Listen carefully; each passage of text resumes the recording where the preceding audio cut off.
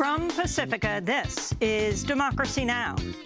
Yesterday it was reported that the Justice Department under Jeff Sessions is hiring for a new initiative to investigate whether white students are being discriminated against in college admissions.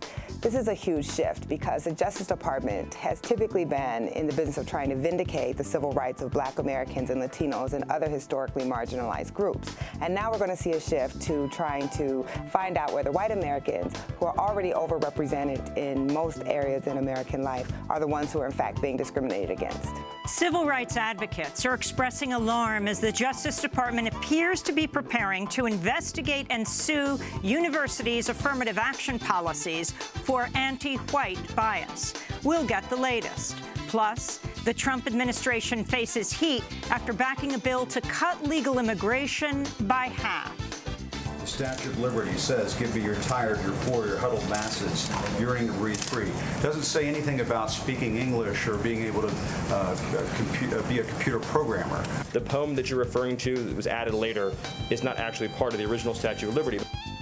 Plus, then to Afghanistan, where 2 more U.S. soldiers have died, and a mosque comes under attack, leaving 33 dead. We'll look at how President Trump may have found a reason to prolong the nearly 16-year-old war. Afghanistan's untapped mineral deposits, which could be worth nearly $1 trillion. All that and more coming up.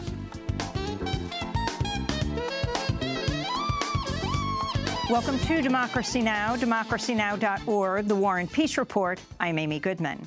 President Donald Trump Wednesday embraced a proposal to slash the number of immigrants allowed into the U.S. by half in what would be the biggest overhaul of immigration law in over half a century. The RAISE Act, or Reforming American Immigration for Strong Employment, would create a so-called merit-based immigration system that would favor applicants who speak English, have advanced degrees, or can demonstrate job skills. Trump unveiled the bill in a White House ceremony with its Republican co-sponsors, Senator Tom Cotton of Arkansas and David Perdue of Georgia. This legislation will not only restore our competitive edge in the 21st century, but it will restore the sacred bonds of trust between America and its citizens. This legislation demonstrates our compassion for struggling American families who deserve an immigration system that puts their needs first and that puts America first. The RAISE Act would dramatically limit the number of immigrants allowed into the U.S. to reunite with family members. The plan was blasted by Democratic lawmakers and opposed by some Republicans, including Alabama Senator Lindsey Graham, who said it would hurt South Carolina Senator Lindsey Graham, who said it would hurt agriculture, tourism, and service industries. The Anne Frank Center for Mutual Respect tweeted, "The Statue of Liberty weeps as she watches Trump flush America's moral leadership down the toilet." At the White House, senior policy advisor Stephen Miller was asked about the inscription at the base of the Statue of Liberty by CNN's Jim Acosta, the son of a Cuban immigrant who came to this country in the 1960s. Acosta quoted Emma Lazarus's poem, "Give me your tired, your poor, your huddled masses yearning to breathe free." This is Stephen Miller's response. The Statue of Liberty is a symbol of liberty enlightening the world. It's a symbol of American liberty lighting the world. The poem that you're referring to that was added later is not actually part of the original Statue of Liberty. CNN's Jim Acosta went on to press Stephen Miller over President Trump's push to admit English-speaking immigrants. Miller shot back, accusing Acosta of cosmopolitan bias. The pair sparred for several minutes. And I just want to say, it's like you're trying to engineer the racial and ethnic flow of people into this country. Jim, that is one of the most outrageous, insulting, ignorant, and foolish things you've ever said. And for you, that's still a really, the notion that you think that this is a racist bill is so wrong and so insulting. We'll have more on President Trump's immigration push later in the broadcast with Democratic Congressmember Pramila Jayapal of Seattle. A federal appeals court has ruled a U.S. citizen imprisoned by immigration officials for nearly 3.5 years without access to a lawyer cannot collect damages ordered by a lower court. Davina Watson of New York was 23 years old when ICE agents took him into custody in May of 2008 after he completed a prison sentence for a drug charge. Watson insisted for over 3 years he was, in fact, a U.S. citizen, but failed to win release from ICE until November of 2011, when he was released released in rural Alabama without explanation. Watson sued and won $82,500 in damages from a district court. This week, Second U.S. Circuit Court of Appeals overturned the case, ruling a statute of limitations had expired while he was in ICE custody without access to a lawyer. President Trump reluctantly signed a bill Wednesday imposing new U.S. sanctions on Russia over its annexation of Crimea and alleged meddling in the 2016 U.S. election. The bill was approved by a large and veto-proof majority of lawmakers. It also tightened sanctions against North Korea and Iran. In a signing statement accompanying his signature, President Trump called the sanctions bill significantly flawed and said parts of it unconstitutionally restrict his executive powers. At the UN, Russia's ambassador, Vasily Nebenzia, denied his country meddled in the U.S. election and said Russia would be unbowed by the sanctions. I really wonder, is there anything in this world today which Russia is not guilty of? Some of U.S. officials were saying that this is a bill that might encourage Russia to cooperate with the United States. To me, that's a strange sort of encouragement. On Twitter, the Russian Prime Minister, Dmitry Medvedev, said Trump's signature ended hopes of improving U.S.-Russia relations. The White House admitted Wednesday Donald Trump never received a thank-you call from the head of the Boy Scouts of America, as Trump claimed, for a speech the president gave last month to about 40,000 boys at the National Scout Jamboree. Trump made the claim in an interview with the Wall Street Journal, whose transcript was later published by Politico. In it, Trump claims, quote, "I got a call from the head of the Boy Scouts saying it was the greatest speech that was ever made to them, and they were very thankful," end quote. Boy Scouts Chief Executive Michael Serbaugh and other top scouts officially denied ever calling the president. In fact, last week, Serbaugh apologized to those who were offended by Trump's political rhetoric in his speech. Meanwhile, Mexican President Enrique Peña Nieto has denied another of Trump's claims made at a July 31st cabinet meeting. The president of Mexico called me. They said their southern border, very few people are coming because they know they're not going to get through our border, which is the ultimate compliment. After Mexican officials denied any such phone call ever took place, White House Press Secretary Sarah Huckabee Sanders said the president did not lie about the incident. Sanders instead said the conversation did happen as Trump and Peña Nieto met in person at last month's G20 summit in Germany. She just said it didn't happen in a phone call. A senior official has resigned from the Environmental Protection Agency, citing the Trump administration's war on science, and Administrator Scott Pruitt's business-friendly ties. Elizabeth Sutherland, a 30-year vet of the EPA, ended her tenure Monday as director of the Office of Science and Technology for the agency's Water Office. In a public letter of resignation, Sutherland wrote, quote, "Today the environmental field is suffering from the temporary triumph of myth over truth. The truth is there is no war on coal, there is no economic crisis caused by environmental protection, and climate change is caused by man's activities," she wrote. On Capitol Hill, a newly proposed bill would legalize marijuana on the federal level while withholding federal funds for prisons to states whose marijuana laws disproportionately incarcerate people of color. New Jersey Democratic Senator Cory Booker unveiled the bill in a Facebook Live video, warning of the harsh long-term penalties faced by people convicted on marijuana possession charges. It's so hard to find a job. You can't get business licenses. You can't get Pell Grants. You can't get public housing or even food stamps. So many things are cut off to you. Now imagine if those arrests are overwhelmingly concentrated in certain communities, where you have the churning in of the poor people in those communities or the minority folks, or disproportionately large numbers of the black men in that community have been arrested for doing things that if you went to a college campus and really did the police work, you'd find that large numbers of those folks are doing those drugs. Senator Cory Booker's bill would void federal convictions for marijuana possession and would grant new sentencing hearings to those convicted on other marijuana charges. Top officers at the U.S. Coast Guard have come to the defense of transgender service members following President Trump's announcement last week that he would be banning transgender people from serving in the U.S. military. Speaking at a forum in Washington, D.C. Tuesday, Admiral Paul Zumkunft, Commandant of the U.S. Coast Guard, said he personally reached out to all 13 members of the Coast Guard who have come out as transgender. I reached out personally to Lieutenant Taylor Miller, who was featured on the cover of the Washington Post last week. Now, if you read that story, Taylor's family has disowned her. Her family is the United States Coast Guard. And I told Taylor, I will not turn my back. We have made an investment in you, and you have made an investment in the Coast Guard, and I will not break faith. President Trump's transgender ban was announced July 26th in a series of 3 tweets and caught military leaders by surprise. The chair of the Joint Chiefs of Staff has said he will not implement the policy until the president gives direction to the Secretary of Defense, James Mattis. In Afghanistan, a suicide car bomber rammed a NATO-led convoy near a major U.S. base in Kandahar on Wednesday. In an attack the Pentagon said killed 2 U.S. soldiers. The violence came as the Pentagon seeks to send another 4,000 U.S. troops to join 8,700 currently in Afghanistan. We'll have a discussion on Afghanistan later in the broadcast. In Athens, Greece, Syrian refugees protested outside the German embassy Wednesday, calling on authorities to quickly review their applications for passage to Germany and other European countries. This is 41-year-old mother Malak Rahmoun, who fled Aleppo years ago and has been trapped in Greece for 2 years, hoping to reunite with her husband and son in Germany. Enough waiting, enough suffering. I am suffering from not 2 years here in Greece. I am suffering from 7 years from Aleppo until now. Stop suffering. My children I want my children go to school. Meanwhile, Italy's Coast Guard Wednesday seized a ship operated by a German charity accusing its crew of aiding illegal immigration from Libya to Europe. On its website, the group, Jugendrettet, says it saved more than 6,500 migrants last year whose boats were in distress and who otherwise might have drowned in the Mediterranean.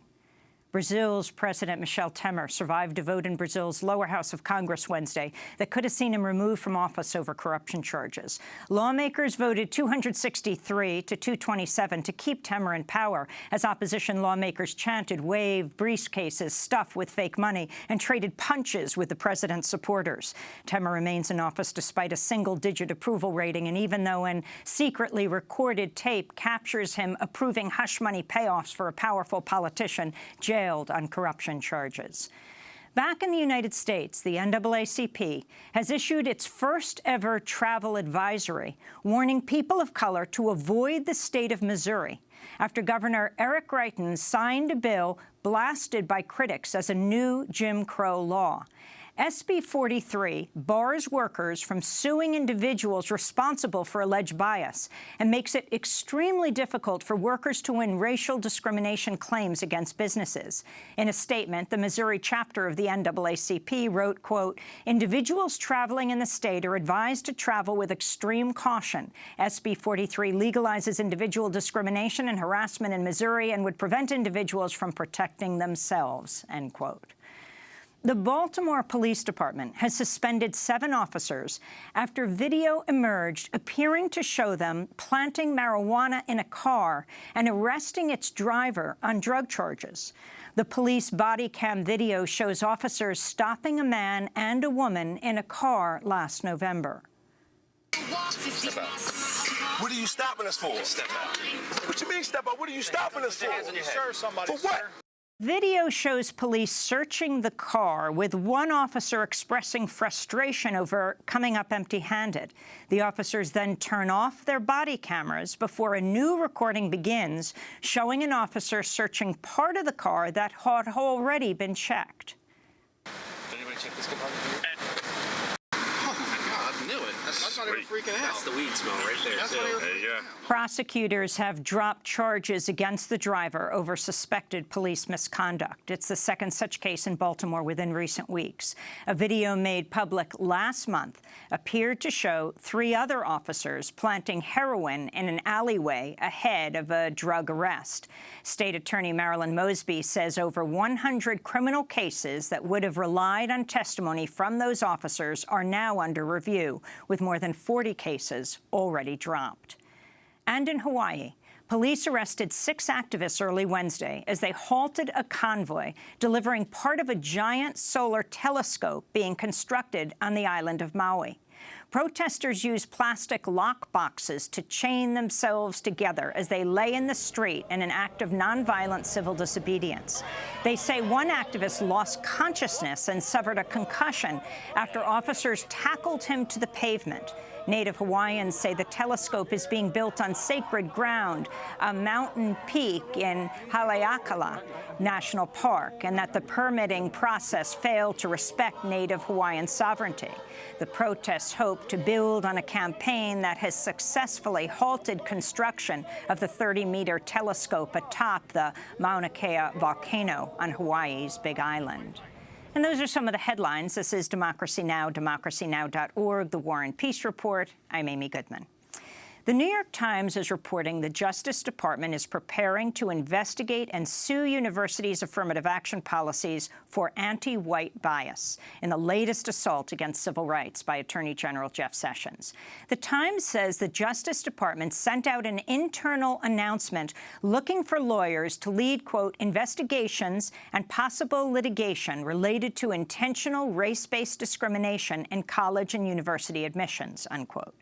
The NAACP Legal Defense Fund promised to sue the administration if it targets affirmative action policies, saying, "We'll bring the full force of the law if this Justice Department attempts to resegregate our institutions of higher learning," unquote.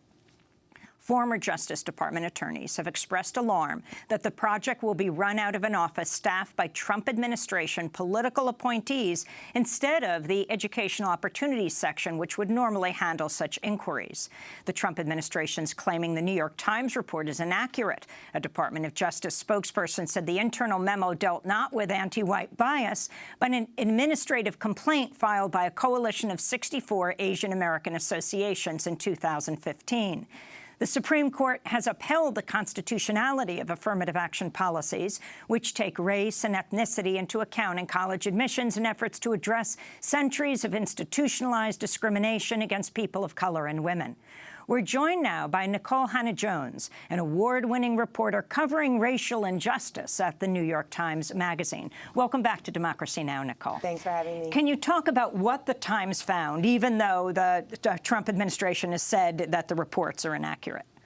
Well, the Times received a memo that said that they were looking, the Justice Department was looking to hire people to look into intentional discrimination in college admissions. And so people who are opponents and proponents of affirmative action take that to mean that they are going to go after anti-white or what they consider anti-white bias in the admissions process. And explain exactly what you believe they're taking on. Well, I think they're going to start investigating college admissions processes that are designed to help alleviate this nation's long history of racial discrimination. We understand that we have a segregated K-12 system that produces very unequal results for Black and Latino students who receive an inferior education. And so oftentimes colleges will take that into account in the admissions process. And so the expectation is that the administration, instead of working to vindicate the rights of traditionally, historically marginalized and oppressed minorities, is now going to be going after what they consider a white majority being oppressed, apparently, by these minority groups. During the news briefing on Wednesday, White House Press Secretary Sarah Huckabee Sanders was questioned about the New York Times article. Does the president believe that white applicants to college are the victim of discrimination? I'm not aware of that opinion at all. I certainly haven't had that conversation or have any reason to. But can you explain why the Justice Department's Civil Rights Division is devoting its limited time and resources to... Quite an accusatory question, but I'd be happy to respond. The New York Times article is based entirely on uncorroborated inferences from a leaked internal personnel posting in violation of Department of Justice policy. And while the White House does not confirm or deny the existence of potential investigations, the Department of Justice will always review credible allegation of discrimination on the basis of any race. Your I don't have anything further on that. Your response to the White House Press Secretary Sarah Sanders. Well, I think, one, it's important to have understanding of what affirmative action is supposed to do. Affirmative action is not disadvantaging white students, and it is not a program to advantage Black students. It is a program designed to address the nation's legacy of discrimination, where for centuries Black Americans were barred from institutions of higher learning.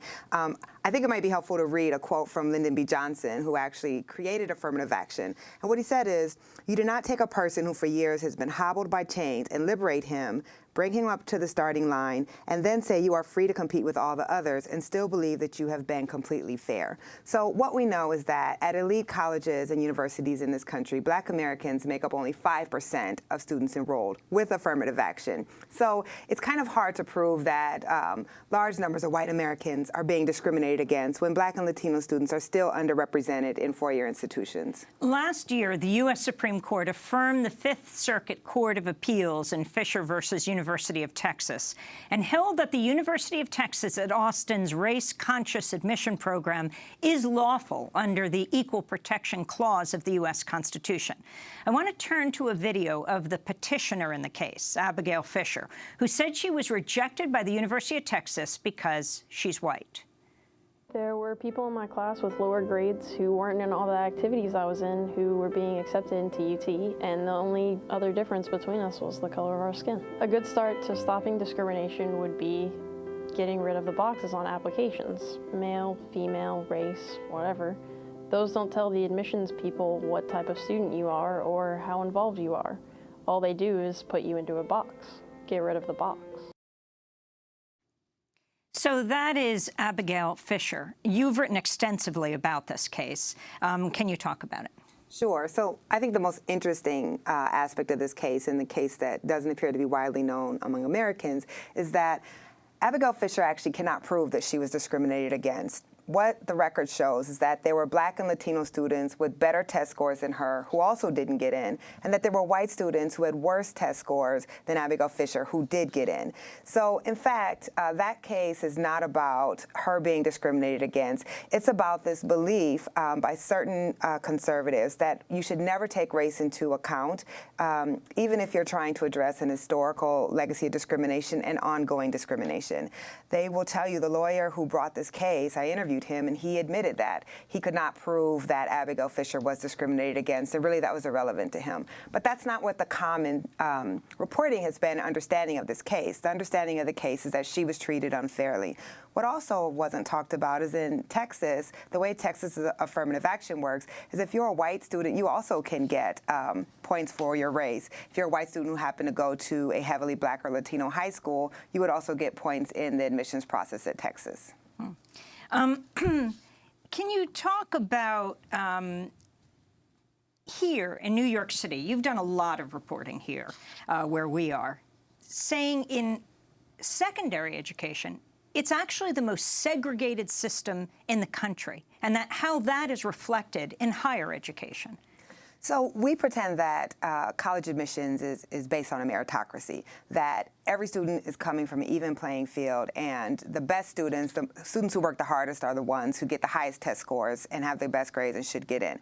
But we know that that is fundamentally untrue. In New York City, which is the most segregated large school system in the country, and all across the country, Black and Latino students are in schools that are the least likely to have college prep curriculum. They're least likely to have higher level sciences, higher level math classes. And so what that means is that they cannot compete on ACTs and SATs with the test scores that white students who are in far better resource schools can achieve.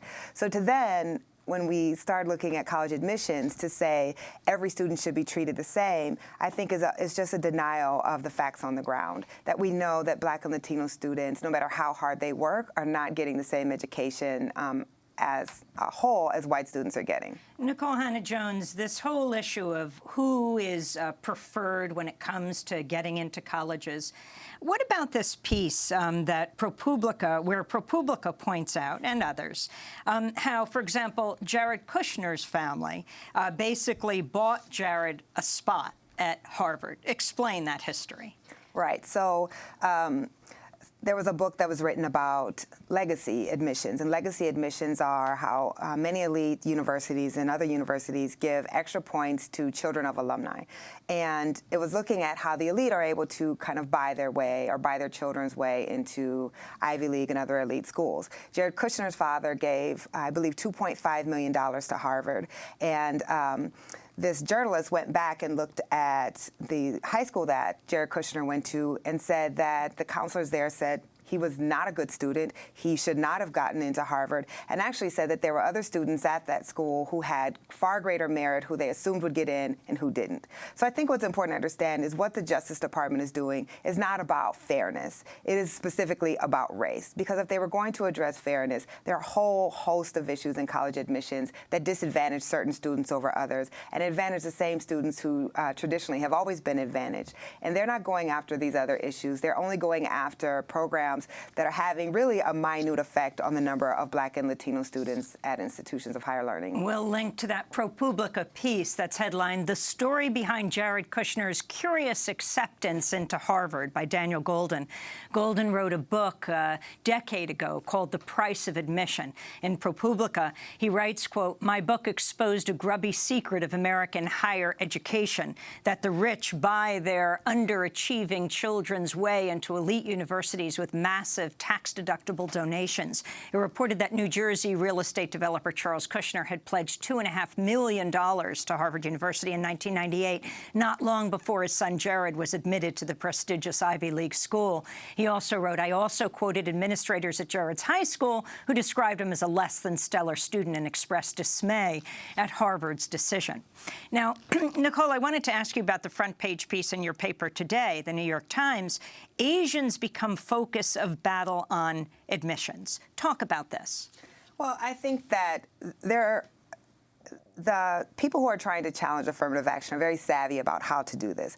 There's a reason why the big affirmative action cases that have gone before the Supreme Court were brought by white women and not white men, because there's a sense that people will not feel that sympathetic towards white men, but they will feel sympathy towards white women, believing that women have been historically discriminated against.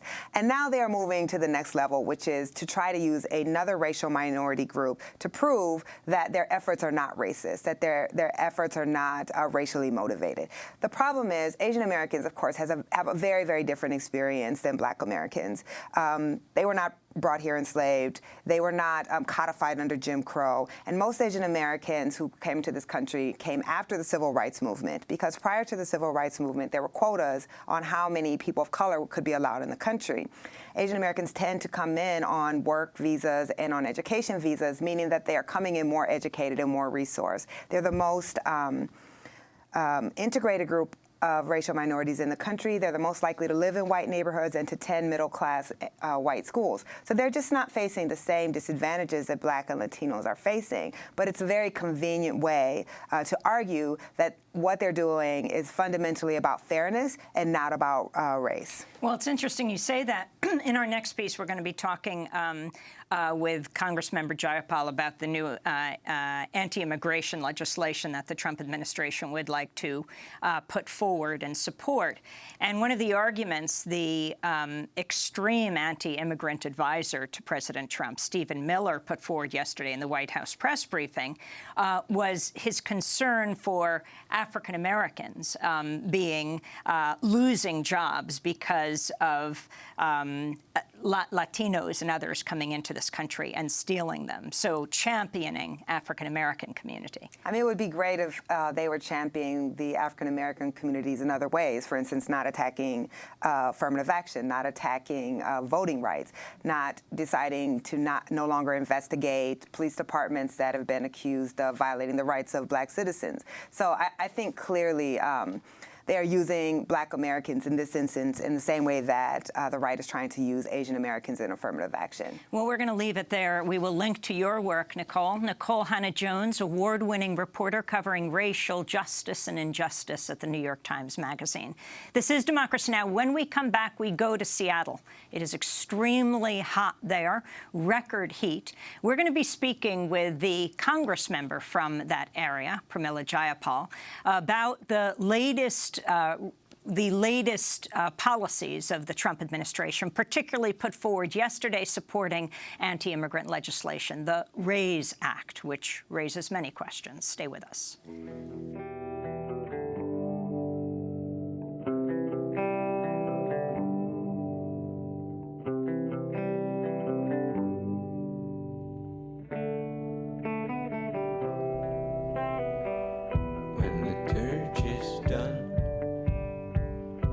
My body is still my body, will not be a legible one.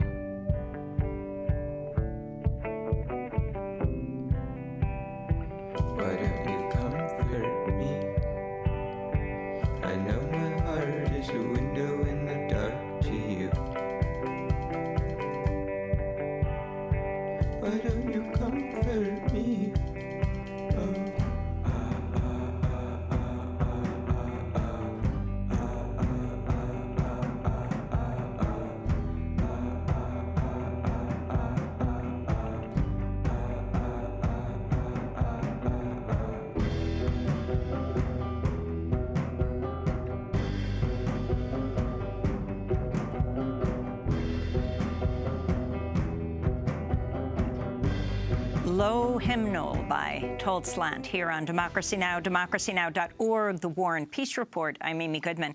President Donald Trump Wednesday embraced a proposal to slash the number of legal immigrants allowed into the country by 50% over 10 years, in what would be the biggest overhaul of immigration law over half a century. The RAISE Act, or Reforming American Immigration for Strong Employment, raises many questions. It would create a so-called merit-based immigration system that would favor applicants who speak English, have advanced degrees, or can demonstrate job skills. The bill would also aim to reduce the number of refugees by half. Trump praised the bill in a White House ceremony Wednesday with the bill's Republican co-sponsors, Senators Tom Cotton of Arkansas and David Perdue of Georgia. For decades, the United States was operated and has operated a very low-skilled immigration system, issuing record numbers of green cards to low-wage immigrants. This policy has placed substantial pressure on American workers, taxpayers, and community resources. Among those hit the hardest in recent years have been immigrants and, very importantly, minority workers competing for jobs against brand-new arrivals. And it has not been fair to our people, to our citizens, to our workers. This legislation demonstrates our compassion for struggling American families who deserve an immigration system that puts their needs first and that puts America first. The RAISE Act would dramatically limit the number of immigrants allowed into the U.S. to reunite with family members. It would end diversity lottery visas and set an annual cap on refugees allowed into the U.S. at just 50,000. The plan was blasted by Democratic lawmakers and opposed by some Republicans, including Senator Lindsey Graham, who said it would hurt agriculture, tourism, and service industries. On Twitter, the National Immigration Law Center wrote, quote, "The RAISE Act would shut the door on hundreds of thousands of families and refugees. It's cruel and un-American," they said. At the White House, in the White House press briefing, senior policy advisor Stephen Miller was asked about the inscription at the base of the Statue of Liberty by CNN's Jim Acosta, the son of a Cuban immigrant who couldn't speak English when he came to this country. What you're proposing, or what the president is proposing here, does not sound like it's in keeping with American tradition when it comes to immigration.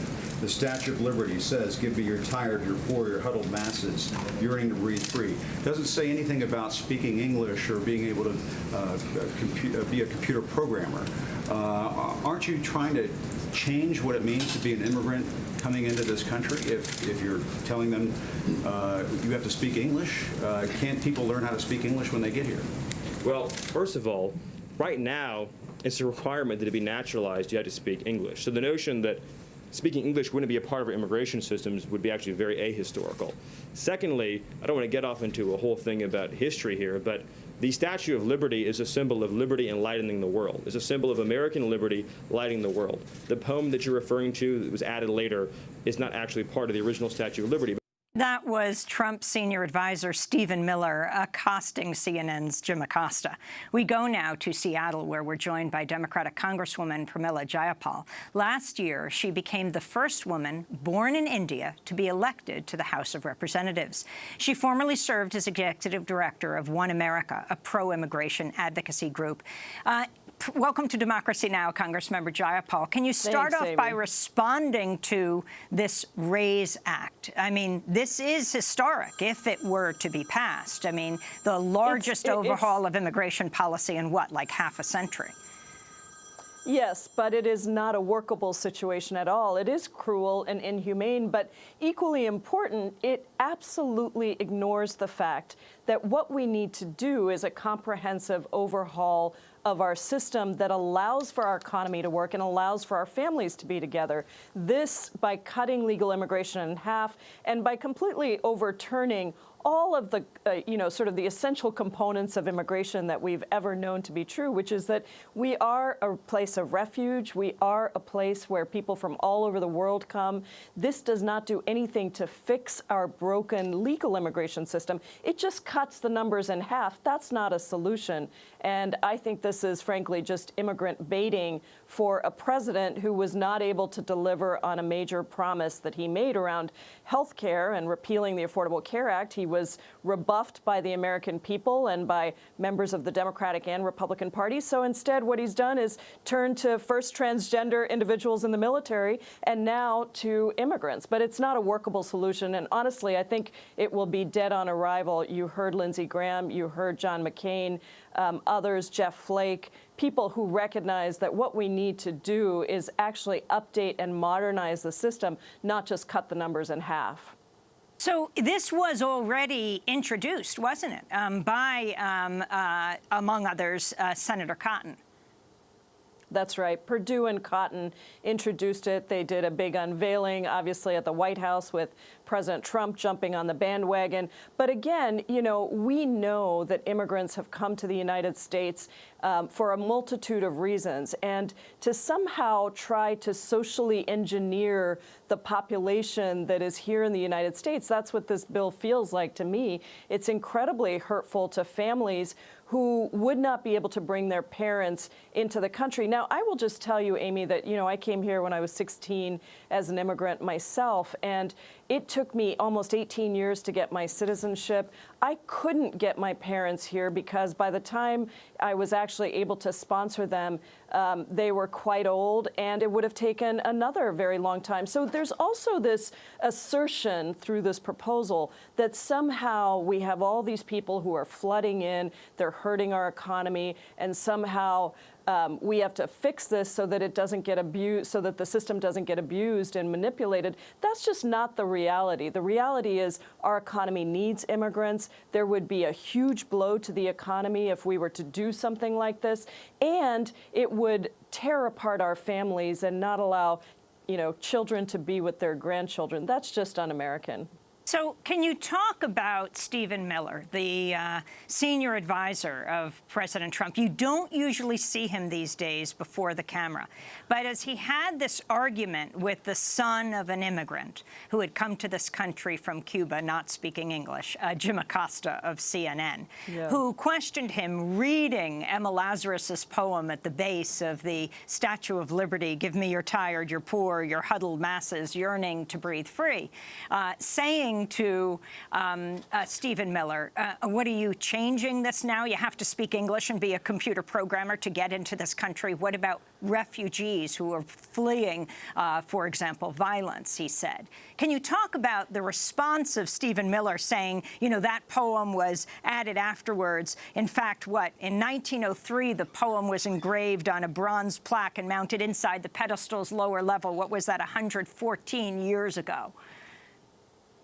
Yes, I watched that whole thing in disbelief. I mean, here is Stephen Miller, who is now rejecting Emma Lazarus and in many ways the Statue of Liberty, everything that it has meant and come to mean about the United States. The thing is, Amy, immigration has never really been about immigration policy. It has always been about who we are as a country and what we're willing to stand up for. And, you know, we have been a country that has welcomed people. We certainly, he's actually wrong, by the way, in the sense that Stephen Miller said that everybody has to learn English in order to take their naturalization test. That is true, but it isn't true that everybody who comes to the United States already knows how to speak English. And certainly, for example, with refugees, we have a lot of refugees who come in, and ultimately they do have to learn English in order, a certain amount of English in order to take their test. But to imply that the only people who have merit in this merit-based system are people who speak English is just absolutely ludicrous. And I thought it was you know, very important that Jim Acosta took on Stephen Miller on this question because, as I said earlier, I think this is sort of a social engineering. You have to speak English. You have to have a certain set of skills, when the reality is that the U.S. economy depends on immigrant labor at every level. And Republican and Democratic economists have said our economy would collapse. But not only that, you know, you think about the integration of families in this country. We say we're a country of family values, and yet we're going to cut off the ability for people who are here to bring their adult children or their parents into the country. That is just against everything that we have ever stood for. And Stephen Miller might want to stand up there and say America doesn't stand for that anymore. But the reality reality is the American people don't feel that way. The majority of American people believe that immigration is good for our country because they see that there's no way that our society would actually survive economically or socially without immigrants to this country. I want to go back to the exchange between the CNN reporter Jim Acosta and the White House aide Stephen Miller. You really don't know that? Cuban immigrant. He came to this country in 1962, right before the Cuban Missile Crisis, and obtained a green card. Yes, people who immigrate to this country should eventually. People who immigrate to this country not through Ellis Island, Jim, as a factual question. Ways, do obtain a green card at some point. They do it through a lot of hard work, and yes, they may learn English as a second language later on in life. But this whole notion of, well, they could learn, they have to learn English before they get to the United States. Are we just going to bring in people from Great Britain and Australia? Jim, I have to honestly say, I am shocked at your statement that you think that only people from Great Britain and Australia would know English. It reveals your cosmopolitan bias to a shocking degree that in your mind, this is an amazing moment. This is an amazing moment. That you think only people from Great Britain or Australia would speak English is so insulting to millions of hardworking immigrants who do speak English from all over the world. Jim, have you honestly never met an immigrant from another country who speaks English outside of Great Britain and Australia? Is that your personal experience? Of course there are people who come But that's not what you said, and it shows your cosmopolitan bias. And I just want to say... It sounds like you're trying to engineer the racial and ethnic flow of people into this country. Jim, that is one of the most outrageous, insulting, ignorant, and foolish things you've ever said, and for you that's still a really... The notion that you think that this is a racist bill is so wrong and so insulting. So that is, again, White House senior advisor Stephen Miller coming before the camera, one of the few times he has, though he was often the warm-up act for candidate Donald Trump when he was on the campaign trail, speaking with Jim Acosta. And I wanted to ask you about that word cosmopolitan, Congressmember Jayapal. Charles Pierce in Esquire writes, the way Miller leaned into the word cosmopolitan while answering Acosta has a long and ignoble history in 20th century authoritarianism, especially the anti-Semitic variety. Pierce writes, making the case that this was a historical signaling device. Your response?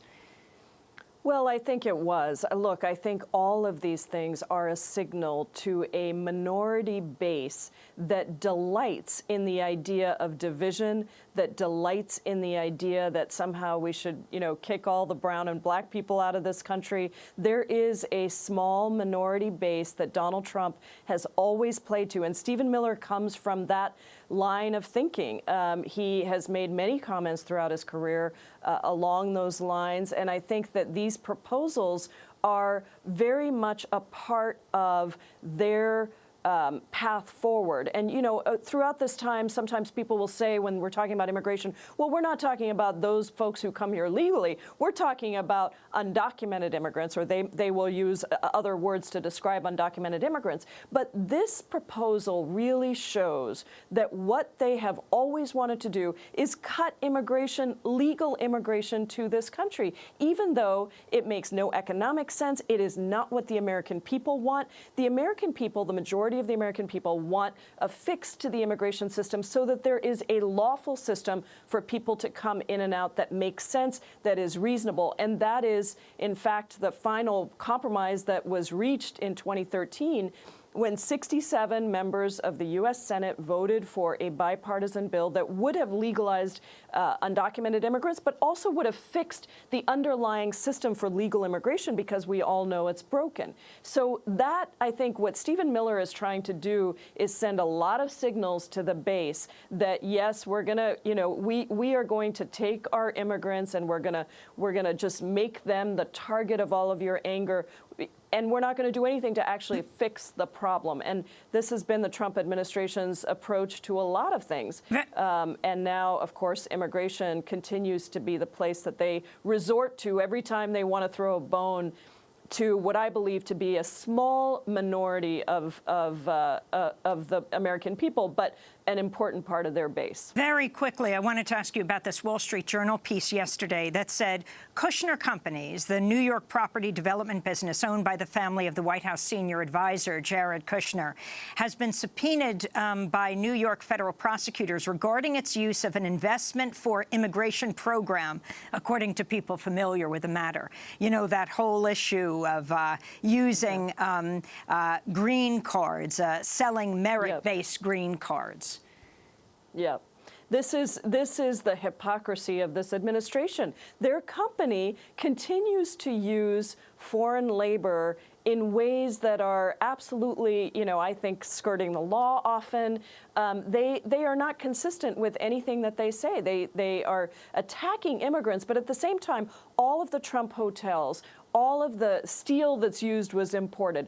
The labor and the goods are all imported from elsewhere. So they're not being realistic about they're not being honest, actually, is a better word, with the American people about the fact that they, too, rely on immigrant labor. And actually, they often skirt the laws that exist. That EB-5 visa program has had a lot of issues with misuse by corporations like the Trump Organization. So if there's some reforms that are needed, it's in those programs that are being abused by corporations, not in the legal immigration system that allows refugees to come here, that allows parents to come here, or that allow for a variety of skills within the immigrants that come to the United States. I wanted to switch gears for a moment. Where you are right now, Seattle, is in the midst of an unprecedented heat wave. Forecasters say temperatures could top 100 degrees both today and Friday, something that's happened on just 3 days over the past 123 years, compounding residents' misery. A blanket of smoke from wildfires in British Columbia that settled over the Pacific Northwest. Ironically, the smoke may keep temperatures from reaching into triple digits. The heat wave raising alarm because only 1 in 3 Seattle homes has air conditioning, leaving seniors and other vulnerable people at risk of dying from heat stroke. We are living in the era of Trump, the Trump administration. President Trump, a well-known climate change denier. What is happening in Congress around this, and your response to what has to happen right now, Congressmember Jayapal? Well, I'm very proud to have introduced, along with 3 other Congress members, Raul Grijalva, Representative Huffman, and Jared Polis, a bill that is called 100 by 50. So how do we reach 100% renewable energy by 2050? And it's a very comprehensive bill to take on the issue of climate change, but to do it in a way that really recognizes the disproportionate burden that communities of color, low-income communities face.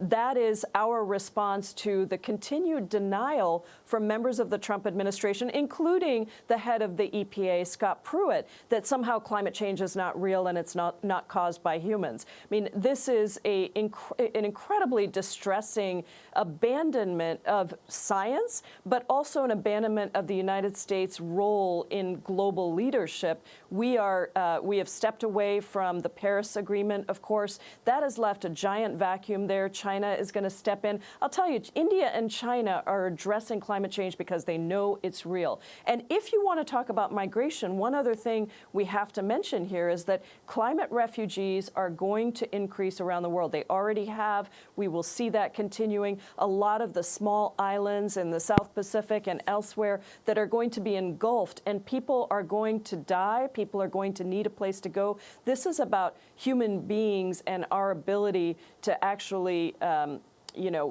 preserve the planet for the future, but also to make sure that we save people who are going to be underwater literally very soon.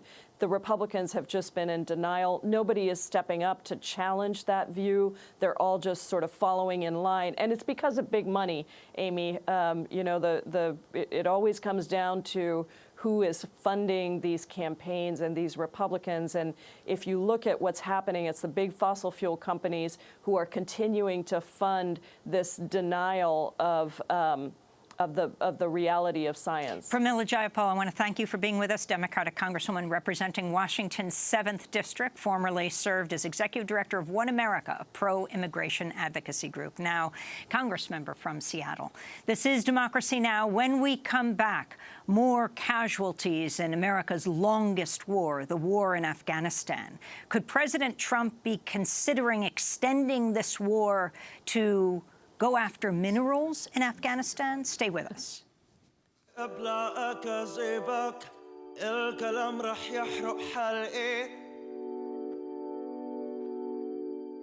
مش ناوي يشرح نواياك خلي لسانك بيفصو خلي الوقت اللي عطيته لك وقته للنفس اللي كنت لك بس قبل ما تقبرني اللي شو كان صاري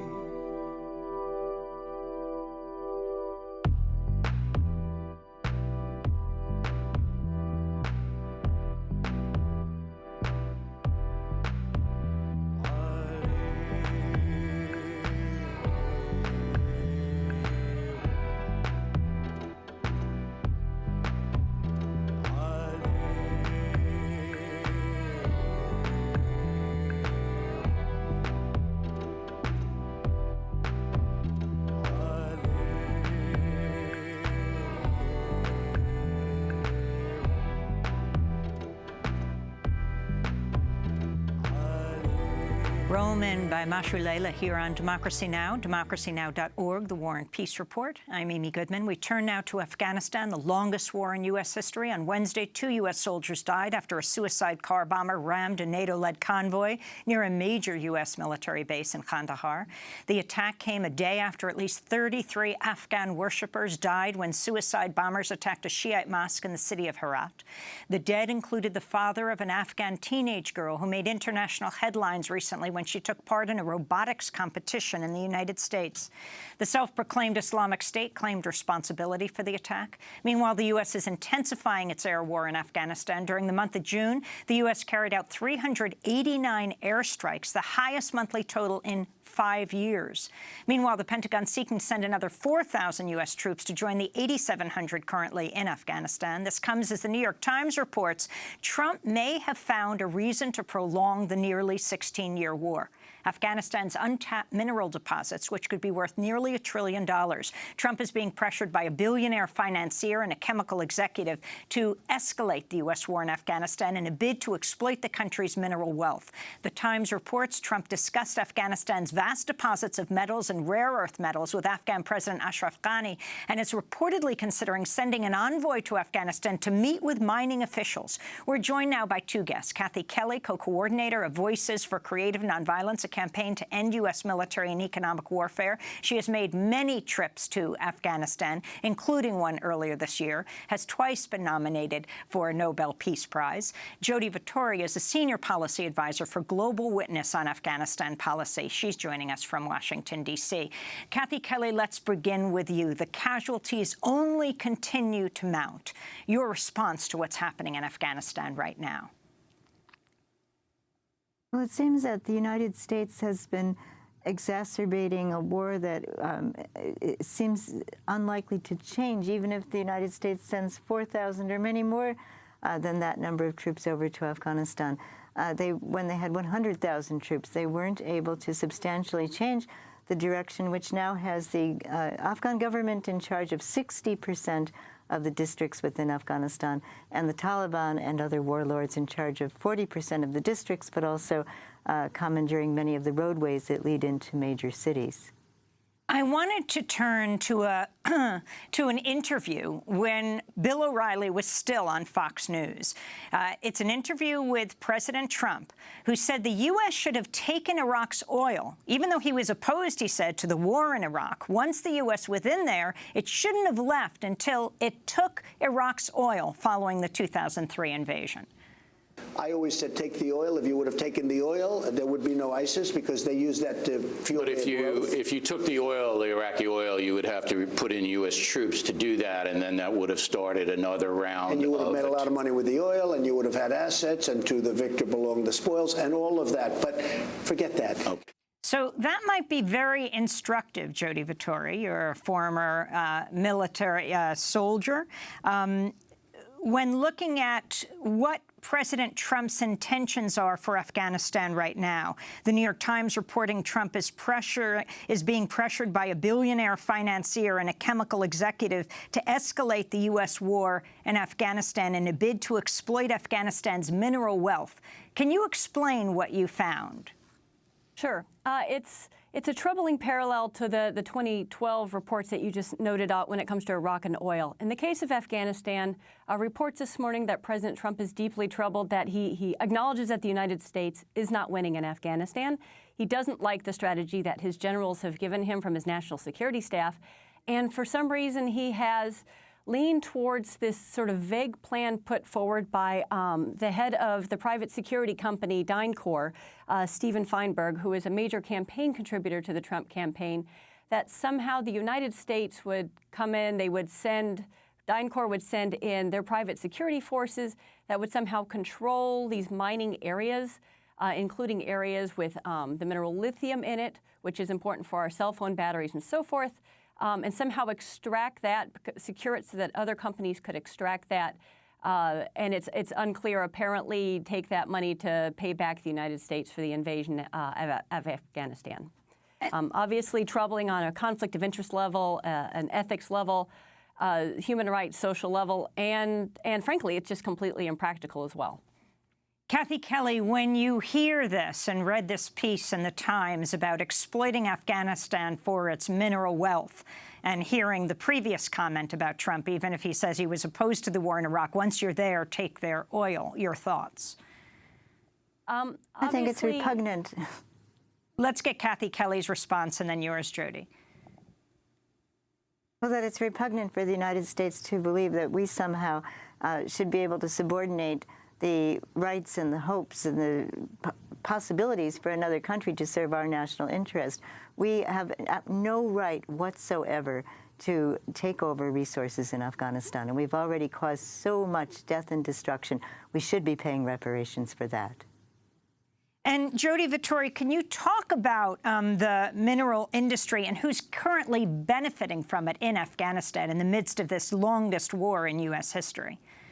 Certainly. In 2010, the U.S. Geologic Survey estimated that Afghanistan at the time had up to $1 trillion in minerals in reserve under the ground there. Not all of that would be able to be pulled out economically, and that was at a time when these mineral prices were at their high point.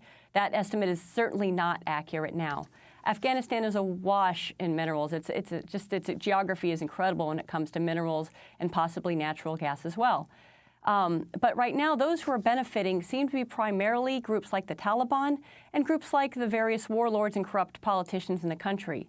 What we don't see is the Afghan people normally getting a benefit from this mining.